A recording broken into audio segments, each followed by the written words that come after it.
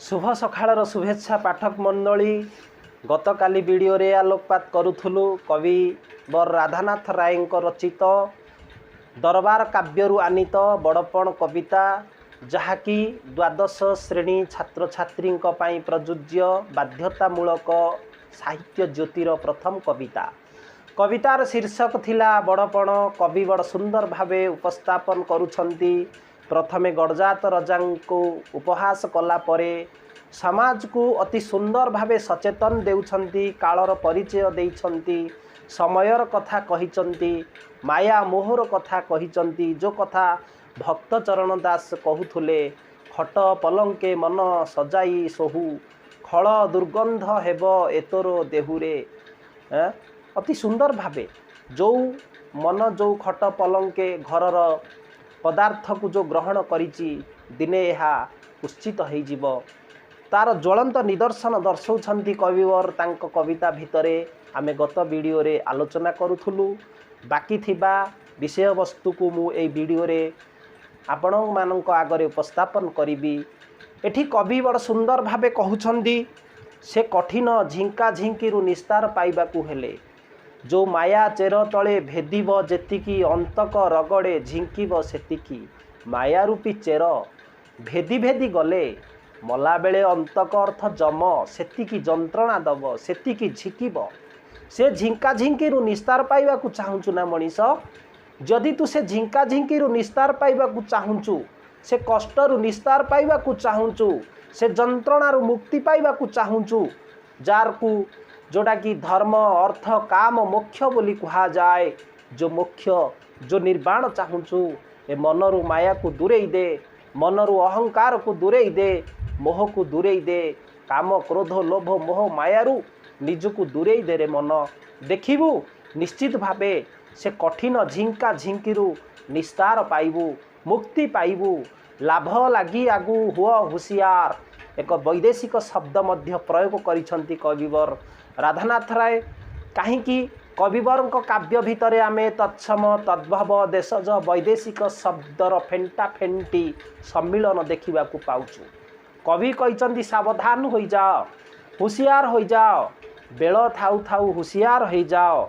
कवि बड़ सुंदर भावे कहिले बेल थाउ थाउ अरजी धर्म जन्म अनुरूपे देखाओ कर्म। ठीक एहीपरि कथा जहाँ कहिथिले भक्त कवि मधुसूदन राहो। बाल्य कालू धन धर्म मु संजीवी ए जीवन अनिश्चित केजाणी कहार आज मृत्यु काल होई जीव उपस्थित। ये भी कहिचंती बेल थाउ थाउ मनीष जीवन क्षणस्थायी केतेबेले जे पळेब पवनटी केतेबेले जे पळेब ताहा केही मध्य कहि परिबनी। तेणु ए क्षणभंगुर जीवन रे ए क्षणस्थायी जीवन रे बेल थाउ थाउ धर्म अर्जन करिबा उचित।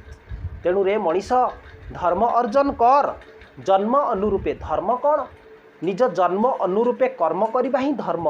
ए जन्म हेछि मनीष जन्म देव दुर्लभ जन्म मनुष्य देहे दिव्य ज्ञान देखि संतोष भगवान। एई मनुष्यंक हृदय रे भगवान जो दिव्य ज्ञान देइछंती जो दिव्यता देइछंती से दिव्य ज्ञान को नहीं निज कर्म को अति सुंदर भावे पालन करिबा ही धर्म। प्रथमे नार्जितं विद्या द्वितीय नार्जितं धनं तृतीय नार्जितं पुण्यं चतुर्थे किम करिष्यति। जो कथा से दिन चाणक्य अति सुंदर भावरे तांको शास्त्र रे दर्शैथिले जे मनीषर धर्म कौन। प्रथम अवस्था विद्यार्जन करिबा हेउछि मनीषर धर्म। द्वितीय अवस्था सुकर्म करी भक्ति समन्वित कर्म करी धन संपद रोजगार जेतिकी आवश्यक सेतिकी धन संपद रोजगार करिबा हेउछि मनीषर धर्म। परिशेष धर्म अर्जन करिबा जोटा कि तृतीय नार्जितं धन। जदि तीनोटी अवस्था मनीष विद्या ना धन ना धर्म जदि संचय करि पारिनी चतुर्थे किम करिष्यति। जे चतुर्थ अवस्था मनीष को केतेबेले जे मरी जीवाकू हबो ताहा ना चतुर्थ अवस्था विद्या अर्जन करि पारिबो ना धन अर्जन करि पारिबो ना ज्ञान अर्जन करि पारिबो ना धर्म अर्जन करि पारिबो कौनसी विषय अर्जन करि पारिबो नाही। तेणु कवि बड़ सुंदर भावे कहिले जो जन्म पाइछु अति महत जन्म देव दुर्लभ जन्म मनीष जन्म ठु आ श्रेष्ठ जन्म दुनिया रे नाही। दुनिया रे एई जन्मठू 84 लक्ष जोनि भितरे मनीष जन्म भली महत जन्म जोटा कि देखा जाए नहीं यही श्रेष्ठ जन्म पाई ए महत जन्म पाई महत कर्म करी निज जीवन को धन्य करिवार कथा कविवर कविश्रेष्ठ राय बहादुर राधानाथ राय ए उक्त कवितारे बड़ सुंदर भावे उपस्थापन करिछंती। धर्म एक पोतो गढ़ी विधि धर्म रूपक पोतो बा नौका को विधाता गठन करिछंती। कहा पाई गठन करिछंती काहीकि गठन करिछंती आम पाई गठन करिछंती। धर्म रूपक नौकारे उपविशन होई ए भवसागर ए भवसंसार रूपक समुद्र रु पारी हेबा पाई धर्म रूपक पोतो विधाता गठन करिछंती। से पोतरे चढ़ी से पोतरे अभिषिक्त होई निज जीवन को महत करी निज जीवन को उद्धार करबा पाई ए भव समुद्र रु पारी हेबा पाई विधाता ए धर्म रूपक पोतो गढ़ी। धर्म एका सीना महत पणिया आउ बड़पण अढ़ई दिनिया कवि बड़ सुंदर भावे उपस्थापन कले। जीवन रे धर्म अर्जन ठू बड़ी किछि नहीं धर्म ही महत पणिया धर्म अर्जन करिबा ही महत पणिया आउ जहाँ सबू अच्छी अढ़ई दिनर खेल जोटा जगत गुरु शंकराचार्य कहूले जगत मिथ्या ब्रह्म सत्य से ब्रह्म कौन ब्रह्म को चिन्हिबा ए जीवन को जे जीवन देइछि तांकु जानिबा ही प्रकृत जीवन ए जो कथा कुहा जाइछि ए जीवन को जे जीवन देइछि तांकु जानिबा ही ब्रह्म ज्ञान तांकु जानिबा ही ब्रह्म को जानिबा ए जगत मिथ्या जगत को जहाँ जानिबा जगतर पार्थिव संपद को जानिबा जीवनर मूल्य किछि नहीं ब्रह्म को जानिबा ही प्रकृत धर्म ताहा ही जीवनर महत पणिया ताहा ही जीवनर पवित्र पण पवित्र कर्तव्य जो कथा को कवि एठारे उपस्थापन करिछंती। तेणु बड़पण भाई एका सीना से ही जहा कि छड़ाई केही जा न पारई नहीं जहाँ पार्थिव संपद हुए तो कहीं छड़े नहीं जाई पारे टंका सुना धन संपत्ति हाथ रू के छड़े नहीं जाई पारे किंतु धर्म ज्ञान विद्या यह अर्जन कले किए भी छड़े नहीं पारिब नहीं ये जो धन जो संपद रोजगार कले ताकू किए भी छड़े नहीं पारिबनी ताहा ही होची प्रकृत बड़पण ताहा ही होची प्रकृत महत्वपण ताकू रोजगार करिबा पाई ताकू अर्जन करिबा पाई कवि उक्त कवितारे अति सुंदर भावरे उपस्थापन करिछंती। परवर्ती कवितारे से कहिछंती परवर्ती पर्याय से कहिछंती बड़पण से ही अंते सुधा जार सौरभे चहटू थाए संसार अरे सी ही तो बड़पण कीर्ति जो कीर्ति बलरे से कालजयी हो जाए।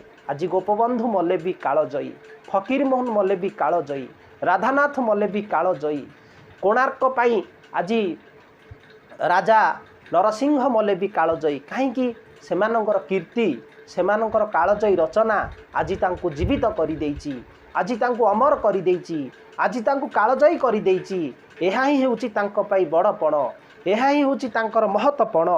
तेणु आकु ही कहुब बड़पण जोटा कविता काव्य भितरे कविता भितरे दर्शाई बा कहिचंती बड़पण सीना से ही ताकू गणी जो बड़पण द्विलोक साधनी एठारे द्विलोक अर्थात स्वर्ग और मर्त्यलोक को बुझाइब जो बड़पण उभय लोकरे निजको परिचित करि पारिब से बड़पण हेउछि प्रकृत बड़पण जो बड़पण द्वारा स्वर्ग मर्त्य सह परिचित हो पारिब।